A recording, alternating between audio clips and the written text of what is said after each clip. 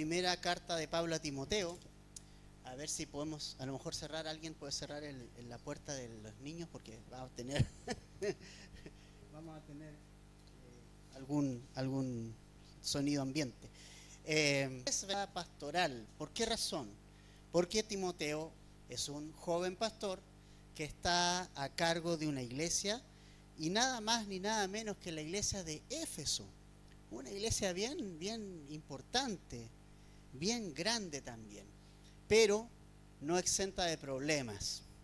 A veces uno piensa, bueno, voy a llegar a la iglesia y la iglesia no va a tener ningún problema, voy a ir allí. Y no es así. La iglesia tiene problemas, ¿no? Porque donde hay personas, bueno, hay problemas, ¿no? Somos problemáticos todos. Entonces, pero Timoteo, como un joven pastor, tenía que tomar ciertas decisiones y tenía que ser valiente para enfrentar algunas situaciones que le tocó enfrentar en Éfeso. Habían falsos maestros, había gente que quería desviar la enseñanza y torcer la enseñanza de Jesucristo, y entonces Timoteo necesitaba ser valiente para confrontar a estos hombres. Y nosotros vimos que Timoteo realmente él quería un poco huir de la situación. Él quería arrancar, ¿no? Entonces Pablo lo tiene que animar a permanecer y a enfrentar esta situación. En el capítulo 1 principalmente lo anima a eso. En el capítulo 2 nosotros observamos que algunas instrucciones principalmente para varones e instrucciones para mujeres, cómo los varones y las mujeres se deben conducir en la iglesia de Cristo. Y esto es muy importante porque hoy nosotros vemos una tremenda confusión de género. Nos quieren hacer pensar que somos iguales, somos diferentes, creados con propósitos distintos y propósitos diferentes, y eso no nos hace menos o más importante a hombres o a mujeres, ¿verdad? Esto no tiene que ver con importancia, tiene que ver con roles diferentes. Entonces, Pablo también escribe a Timoteo para que estos roles estén claros dentro de la iglesia. Y en el capítulo 3, Pablo nos ha instruido respecto al libro también los catequesis del Dios vivo, columna y sostén. Él fue manifestado en la carne, vindicado en el espíritu, contemplado por ángeles, proclamado entre las naciones, creído en el mundo, recibido arriba en gloria. Señor y Padre Celestial, pedimos que nos hables esta mañana, este mediodía, que nuestro corazón sea un corazón enseñable para ti y que lo que hoy aprendamos lo podamos poner por obra, Señor. Gracias por este tiempo, Señor, y la familia en la fe que has traído hoy. En el nombre de Jesús. Amén. Amén. Entonces, familia, lo primero que nosotros vemos en estos pasajes, el apóstol Pablo sigue escribiendo a su hijo en la fe, Timoteo, y le dice y le da la razón por la cual Pablo escribe esta carta a este joven discípulo llamado Timoteo. Y fíjense ustedes que lo primero que nosotros vemos es la preocupación de Pablo por lo que es la iglesia. Pablo era un hombre tremendamente preocupado por lo que pasaba en la iglesia. Era un hombre que quería que la iglesia caminara como Dios quiere que camine, ¿verdad? Y lo primero que vemos aquí es esta frase, no te escribo estas cosas. Eso muestra una preocupación del apóstol Pablo por lo que estaba sucediendo. Y Pablo, si bien es cierto, estaba muy consciente de que la mejor manera de animar a alguien es ir a verlo, porque su deseo es ir a ver a Timoteo, lo vemos en el verso 14. Su deseo era poder ir a verlo, poder estar con él, poder compartir cara a cara con él. Y esto es un tema muy importante, sobre todo después post pandemia.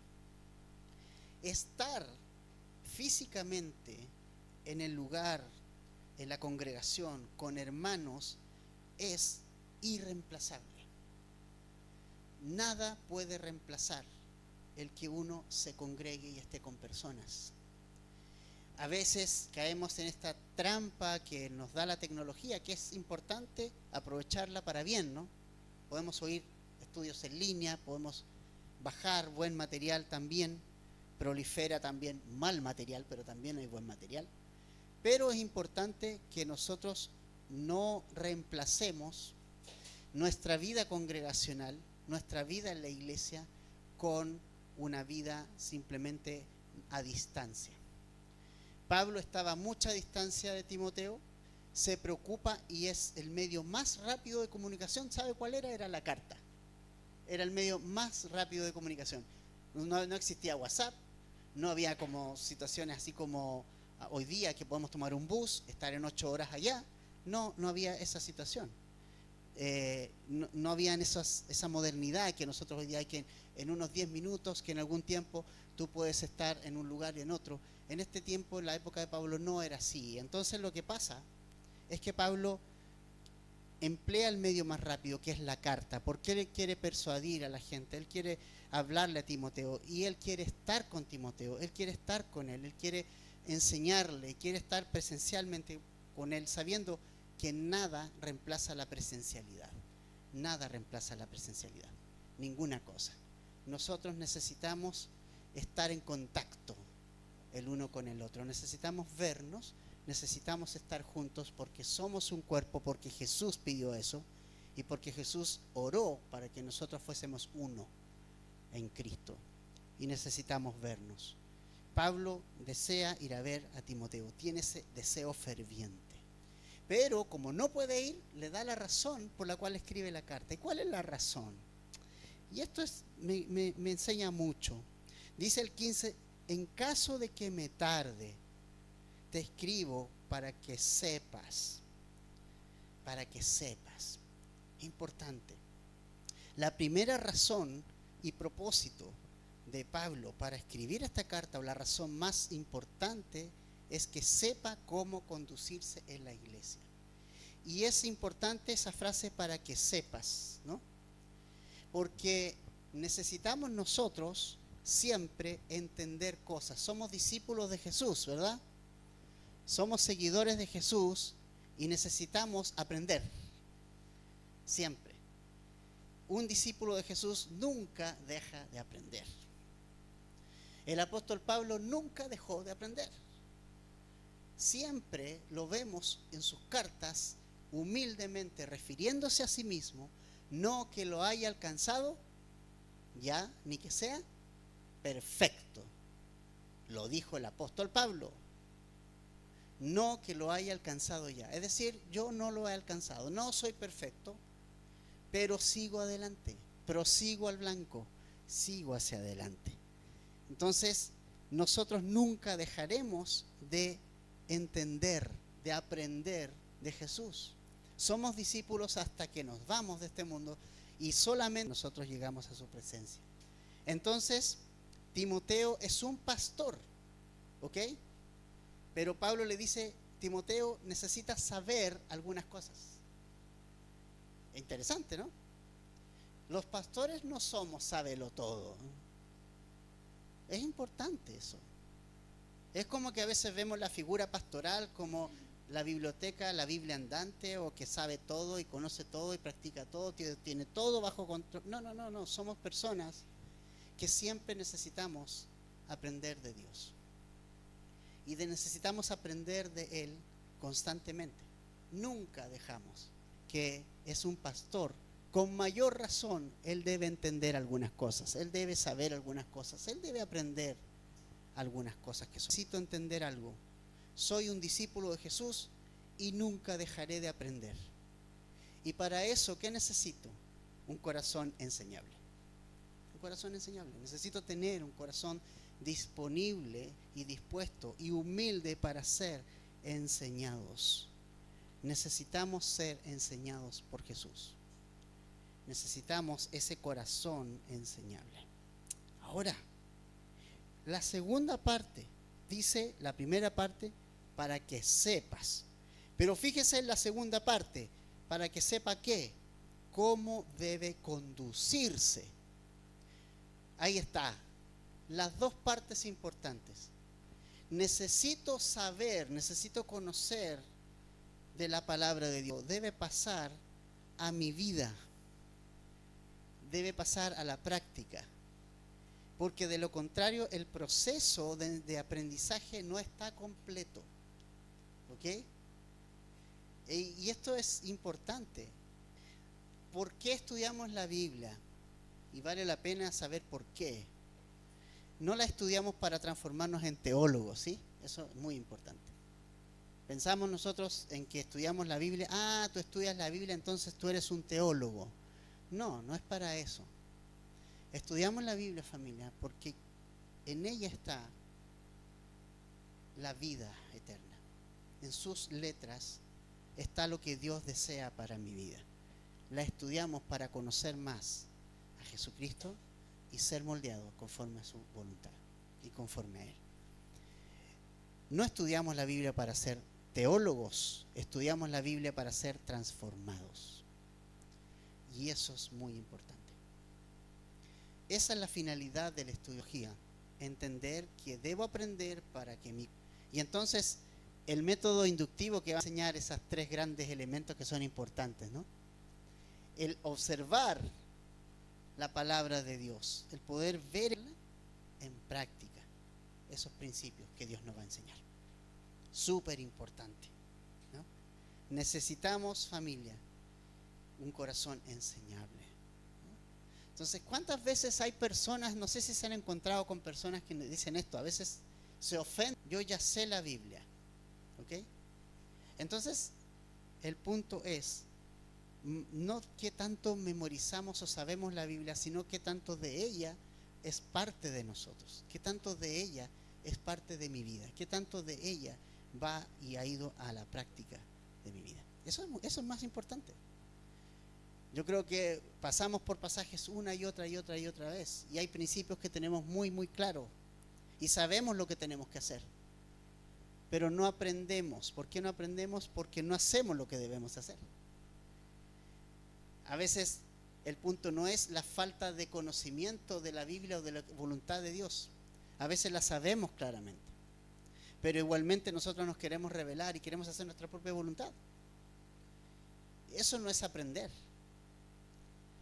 El aprendizaje en Cristo tiene los dos elementos.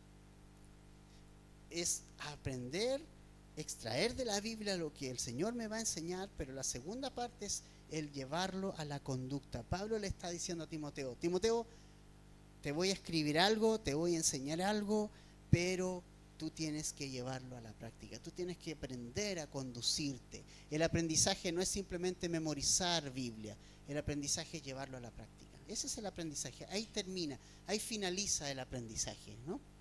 Nosotros bromeamos con un amigo que salió titulado de, ¿cómo se llama esto? Ingeniero civil en construcción o algo ahí, y me decía, salí de la universidad y no sé poner una puerta. Y no sabía poner una puerta. Y salió de la universidad con título de construcción y no sabía cómo poner una puerta en la práctica, ¿no?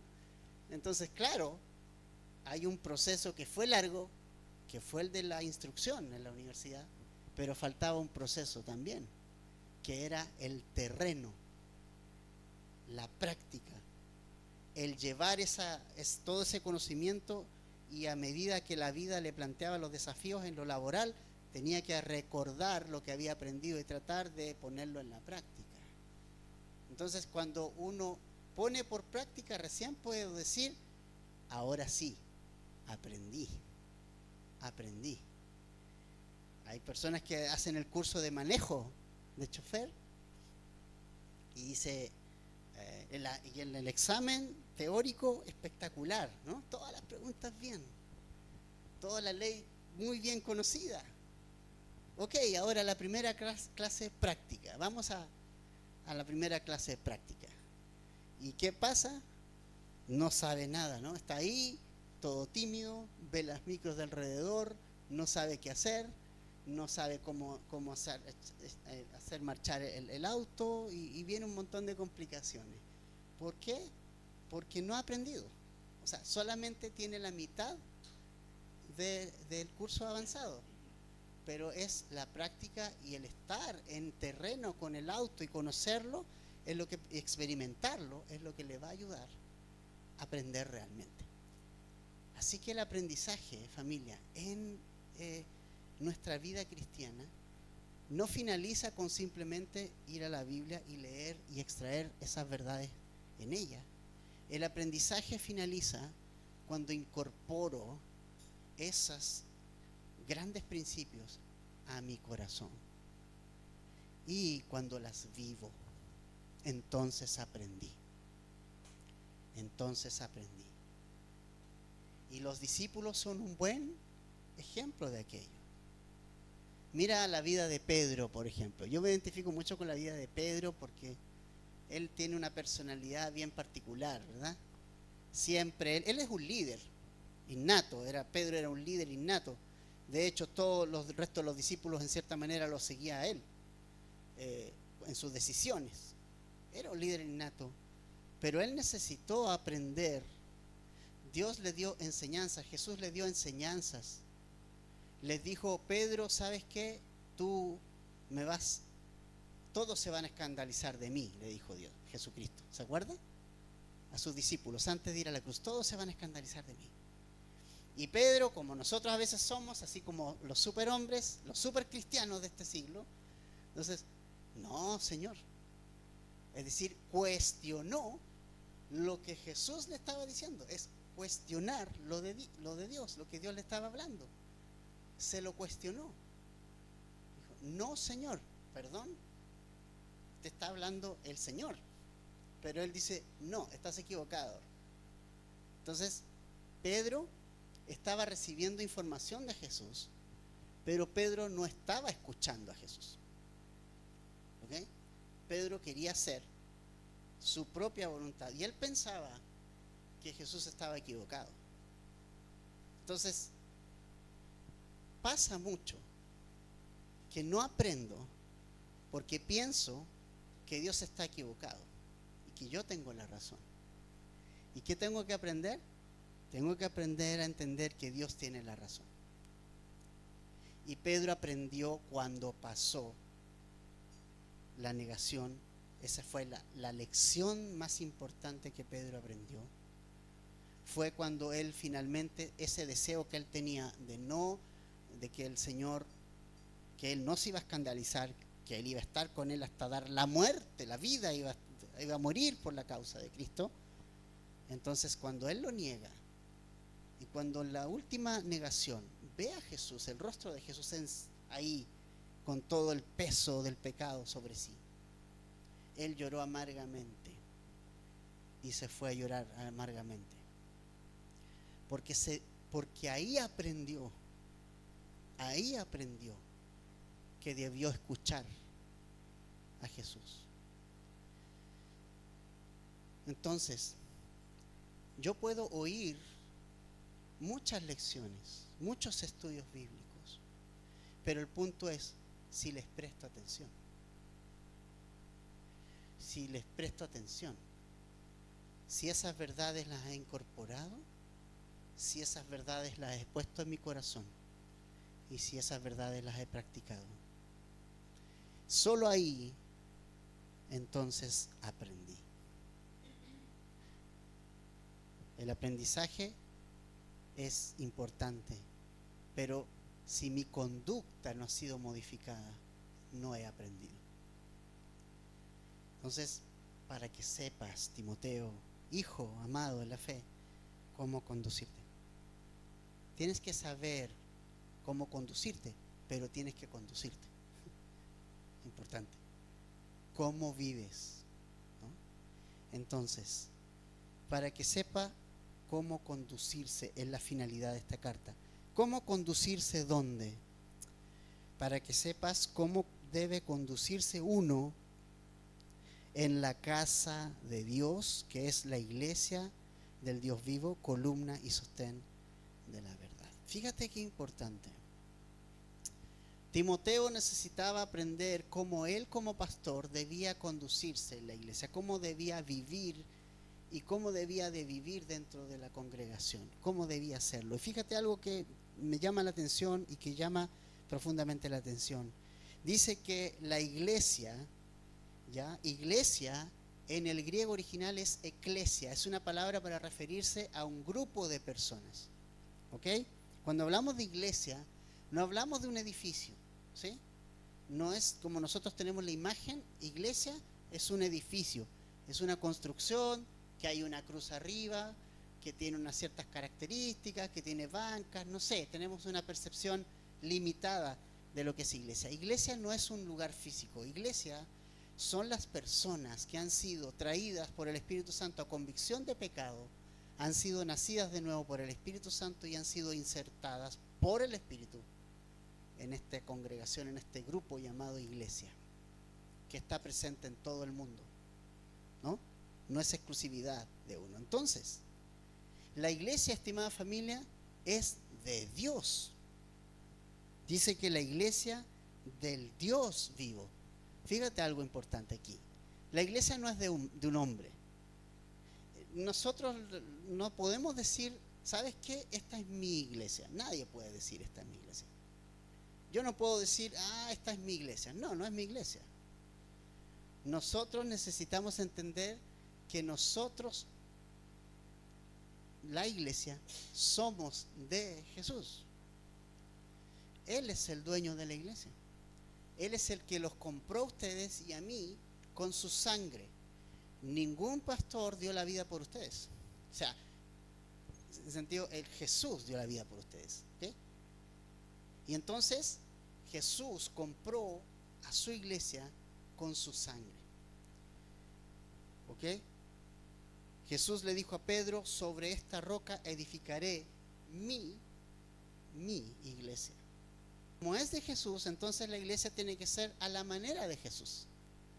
Y como Jesús la quiere, no como yo la imagino. ¿Ok? Que a veces caemos en ese error de, no, es que vamos a modificar. No, no vamos a modificar nada. Dios ha establecido en su palabra cómo debe ser la iglesia y qué cualidades debe tener la iglesia. Él lo ha definido. Es su idea y es su definición. Y nosotros tenemos que seguir su definición. No estamos autorizados para redefinir la iglesia, porque el que la definió ya fue Jesús. Él definió qué es iglesia. Entonces, la iglesia no es de hombre alguno. La iglesia es de Dios. Dios le dio vida, Dios le ha dado su espíritu. La iglesia no es de hombre y Jesús es la principal piedra del ángulo en la iglesia. ¿Okay? Jesús es la principal piedra del ángulo. Entonces, es importante que Timoteo entienda eso. Y es importante que nosotros hoy lo entendamos. Que la iglesia de Dios es de Dios, en primer lugar. Es de Él, existe por Él y existe para Él, para darle gloria y honra a Él. Y todo lo que hacemos en la iglesia tiene que tener esa finalidad. Todo tiene que ser para la gloria y honra de Jesús, no para la gloria y honra de nadie más. ¿Okay? Cuando no podemos ser protagonistas nosotros, el protagonista tiene que ser Jesús. Él debe ser el centro de la iglesia, Él debe ser el glorificado de la iglesia, Él debe ser el alabado, el adorado en la iglesia de Cristo siempre. Él y solo Él. La iglesia no gira en torno a personas, no somos nosotros el centro, gira en torno a Jesús. Y es necesario que Jesús camine entre nosotros. Necesitamos su presencia entre nosotros. Es su iglesia. Es lo que hace diferencia de un club deportivo, un club social o cualquier otro grupo que nosotros conozcamos con la iglesia. La diferencia la hace el Jesucristo y el Espíritu Santo, que lavó mis pecados, que limpió tus pecados, que te trajo al conocimiento de Dios y que te puso en el cuerpo de Cristo, llamado iglesia. Ahora, ¿qué más es la iglesia? Dice que es de Dios, pero también dice que es columna y sostén de la verdad. Mira qué descripción que hace la Biblia de lo que es la iglesia, ¿no? Es columna y baluarte de la verdad. O sea, la iglesia de Dios es firme y es estable porque Dios está sobre Jesús y Jesús sobre la iglesia. Es firme y estable porque está afirmada en Cristo. Por eso la iglesia es firme, es sólida, porque cuando está en Jesús lo es, cuando no lo está, no lo es. Y fíjate qué importante, porque dice columna y baluarte y sostén de la verdad. La verdad, o sea, no hay lugar para mentira en la iglesia. No hay lugar para falsedad en la iglesia. No hay lugar para las falsas enseñanzas en la iglesia. La iglesia debe estar fundada sobre la verdad. Y Jesús es la verdad y su palabra es la verdad. No puede estar fundada en enseñanzas de hombres. No puede estar fundada en enseñanzas de seres humanos, ni en ideologías, ni en filosofías, por muy atractivas que éstas sean. Porque vaya que son atractivas algunas cosas, ¿no? A veces el mundo nos atrae con sus métodos. Nosotros no creemos que Dios unja métodos. Dios unge personas, no métodos.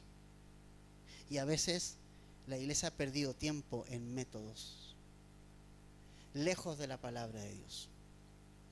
Ha perdido el tiempo tratando de tomar desde el mundo sus modelos de crecimiento.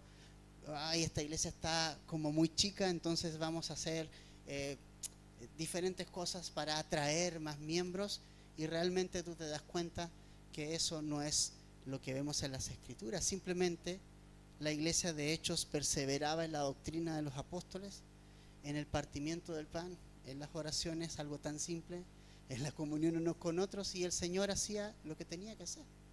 Agregaba a los que han de ser salvos. Él los trae. Dios salva a las personas. Dios los convence. El Espíritu Santo los trae. Y eso es natural. Es supernatural. Claramente Él nos usa para testificar, sí, pero quien trae a las personas es el Espíritu Santo. Él los trae. Y si tú estás aquí hoy es porque Él te ha traído realmente con alguna finalidad. Él quiere que entiendas quién es Él, y Él te ama. Y Él quiere salvar nuestras vidas, y Él quiere salvar tu vida. Pero Él es el que debe moverse, y Él es el que hace las cosas, y Él es el que atrae a los que han de ser salvos.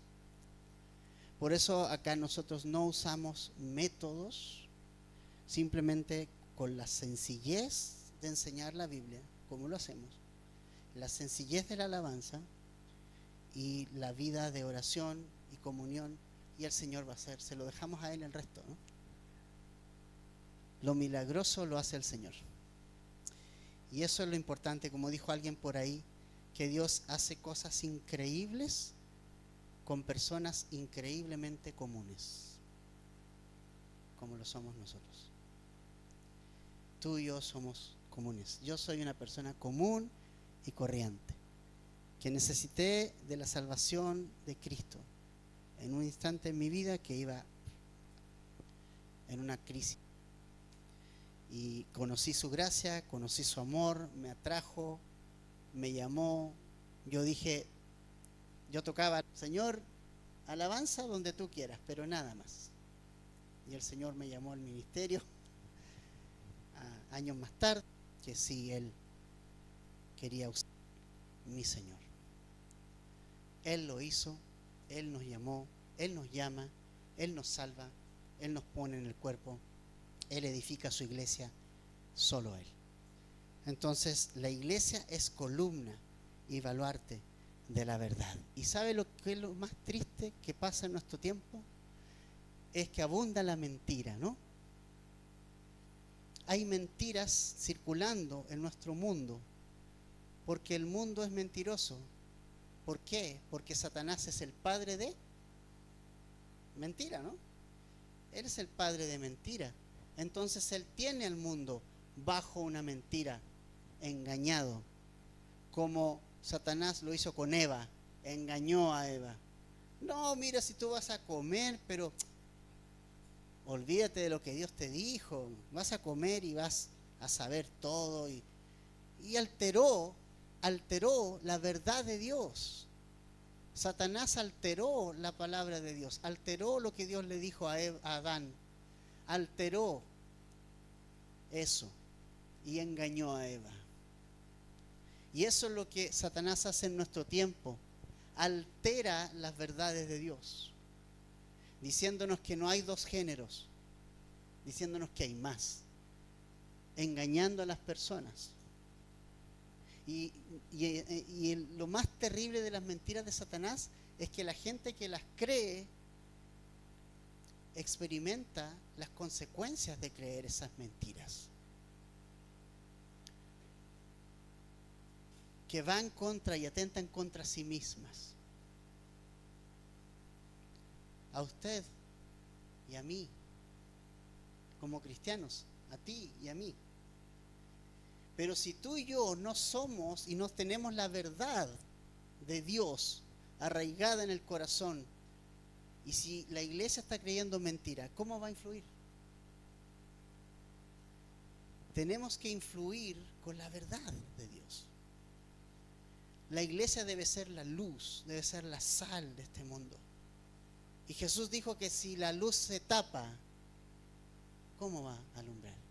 Si la sal se hace insípida, ¿cómo va a conservar este mundo? La sal se usaba para un sistema de retardar la pudrición de los alimentos, en la carne principalmente. La sal, si tú pones sal, retrasa la pudrición natural y la descomposición de la carne.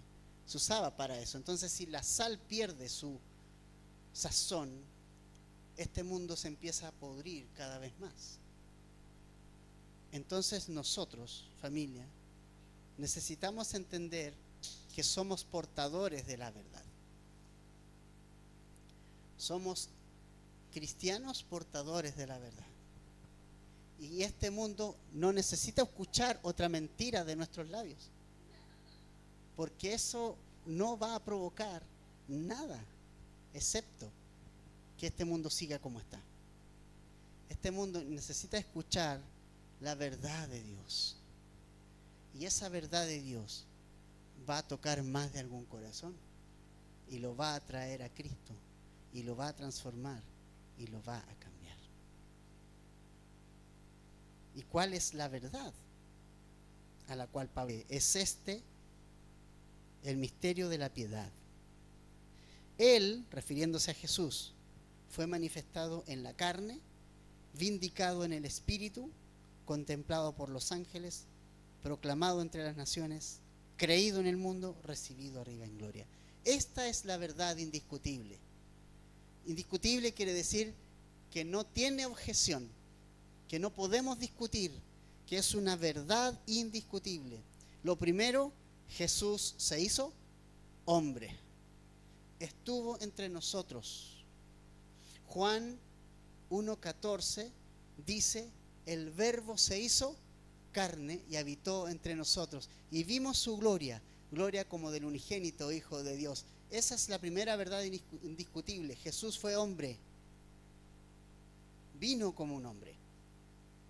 Jesús era Rey de reyes, Señor de señores, estaba en el cielo, gobernando y reinando, pero Él vino y tomó forma humana, porque tú no podías subir a Dios, ni yo.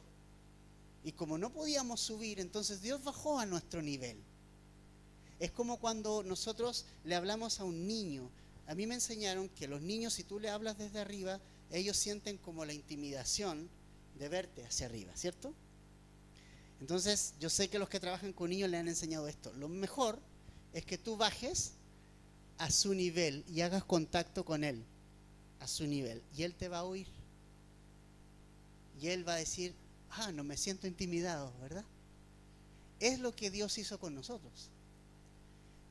Dios estaba allá arriba, santo y 3 veces santo, y dijo: yo quiero tener comunión con el hombre. Y bajó la persona de Jesús, como un padre baja al nivel de su hijo para mirarlo a los ojos y para darle la atención. Bajó para no intimidar, sino para salvar. Jesús fue hombre, se hizo hombre. Es una verdad indiscutible. En segundo lugar, dice que fue vindicado en el Espíritu. Esto lo entendemos más o menos lo que dice Mateo capítulo 3, versículo 16. El Espíritu Santo, cuando Jesús estaba siendo bautizado, descendió y se posó sobre Jesús. Y la voz del cielo del Padre dijo: este es mi Hijo amado, en quien tengo complacencia. El Espíritu Santo confirmó que ese ser que estaba ahí siendo bautizado, sometiéndose a un bautismo que él no tenía por qué someterse porque era santo, pero lo hizo porque se identificaba con cada uno de nosotros los pecadores. Se identificó contigo y conmigo. Y el Espíritu Santo dijo: ese es el Hijo que vino a salvarte. Tercero, contemplado por los ángeles. Los ángeles fueron testigos de su nacimiento como humano, fueron testigos de cuando resistió a la tentación de Satanás. Ángeles le servían, fueron testigos de su resurrección, y los ángeles le avisaron a las mujeres que Jesús había resucitado. Fue testigo también de cómo Jesús ascendió a los cielos y les dijo a sus discípulos: así como lo han visto ir, va a regresar. Los ángeles estuvieron contemplando todo el ministerio de Jesús. Fue predicado a los gentiles, y esto es una verdad indiscutible. Tú y yo estamos aquí porque fue predicado Cristo a todo el mundo. Cristo ha sido predicado a gente que nosotros no imaginábamos, y hoy día estamos aquí. Imagínate, han pasado por el mismo medio y a través de la misma persona. Y aquí es predicado a los gentiles, es creído en el mundo. El mundo necesita a Jesús. Y Jesús debe ser predicado para ser creído. Si Jesús no es predicado, no puede ser creído. ¿Cómo irán si nadie les predica? Así que tú y yo tenemos una misión importante, y es predicar a Jesús. Es llevar las buenas noticias a este mundo. Es predicar a Cristo. Otro y el último gran misterio de esta verdad indiscutible, este misterio de la piedad, fue recibido arriba en gloria. Volvió, ¿de dónde? Bajó. Y eso significa, querida familia, que lo que Jesús vino a hacer a este mundo está completo. ¿Sí? Es decir, todo lo que Jesús hizo completó el plan de Dios para la salvación. Cuando Jesús estaba en la cruz, Él exclamó una palabra en el griego que es tetelestai, que significa: todo ha sido consumado.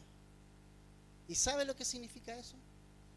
Que ni tú ni yo podemos ni agregarle ni quitarle a la obra de Jesús, porque es completa.